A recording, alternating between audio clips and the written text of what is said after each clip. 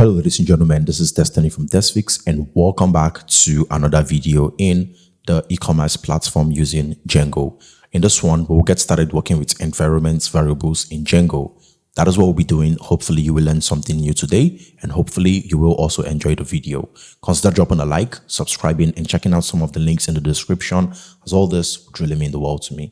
So let's get started. Environment variables are settings that help configure how applications behave, and they allow you to store sensitive information like API keys, database passwords, and many more. And also configuration settings that will be outside the code base. And this helps keep our application secure and flexible, as you can change settings without even having to alter the code. So that is why I highly recommend that you use environment variables for all your projects. Start off by opening up your code editor, and I want you to scroll all the way to the top. And if you have installed all the packages that I listed in the requirements.txt, then you should be good to go, because you must have installed a package called env or environs. So the very first thing that we need to do is go ahead and import from environs, and it should be environs, okay? Import env. So this basically imports the env class from the environs library. Environs is a package that helps manage environment variables in Python projects easily. And after this, we need to go ahead and now initialize the env like this. Env should be equal to env. Then we open up parentheses. So this line creates an instance of the env class. And this instance will be used to access the environment variables. And just like that, we are done. But we just have one more line. The line that we're going to create now will basically read the environment variables from a .env file. That is, if it exists, or maybe from the system environment itself. And the env file is basically a simple text file where you can store defined key value pairs for your environment variables. So let's go ahead and say env.readenv, and then we initialize it. Remember, I say that what this line will do is to go ahead and read environment variables from a file that will be called env. That means we need to create a file called .env. So in here will be where we will add all the key value pairs that will be our environment variables. And just so you know, I have provided you guys with the templates for the environment variables. And I showed this in the last video. I'm going to show it again. So over here, you can open up this one called env, and you can see all this code that we have over here. Go ahead and copy all this. Then I want you to open back your code editor and paste this here.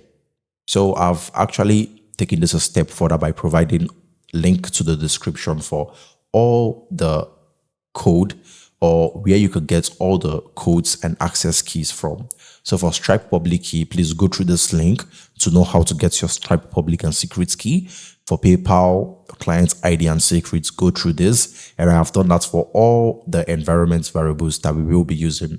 So when I end this video, I will go through this one after the other, grab my keys and populate them in here. So let's say your Stripe public key that you have gotten from your Stripe dashboard is something that looks like this. What you want to do is remove all this here and then put your key like this. So this is the same thing you want to do for the Stripe secrets key, PayPal secrets, PayPal clients, and for each and every one of the keys over here. And when you have done all this, then we should be good to go. So that is basically everything that we will be doing. Now, one more thing that I want you to do is create a file called .gitignore. Since the env will be keeping track of sensitive keys that will be used in our application, does it really make sense to commit these sensitive keys to GitHub where everyone can see them, or maybe to commit it to GitLab or Gitbucket where everyone can see them? No, it doesn't. So we need to tell Git to actually ignore any file called .env.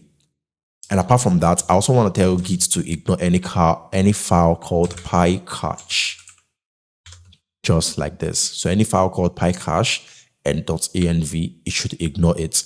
So pycache is not really needed for production. And anytime you spin up your application, Django automatically generates this. So I want to ignore it with also the env. So now whenever you push to GitHub, it will also make sure to ignore the env file. And also, if your project is going to be a serious one, I will highly recommend that you make the repository a private repository. Okay, except if you want everybody all around the world to see your projects and take it. So you go ahead, make it private, and also to make your env more secured, because you might think, okay, if I'm making my project private, there is no need ignoring the env file, right? No. If you make your project private, remember that you still give access to some platforms to use your GitHub for authentication and for deployments. They still have access to your repositories. So in general, to keep things secure, make sure that you ignore your env file. So that is pretty much it for envs. Just like I've said in the previous tutorial, I have provided you guys with a step-by-step guide to get the source code. Link is in the description below.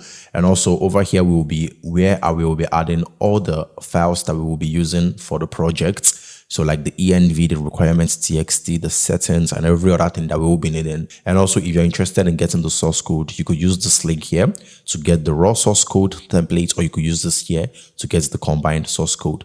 And for those that have gotten the source code, all the changes, all the updates, all the informations will be left in the tracker file that I have provided, also in the source code updates. And hopefully you have seen the demo video in the first video, how to download updates and also track updates. That is basically it. Also hop over to desphixs.io and drop your email address so that we notify you as soon as we ship the interesting features and application that we are building to help you become a better programmer. That is it. I hope to see you in the next video. Consider subscribing to the channel and liking the video, as that will really mean the world to me.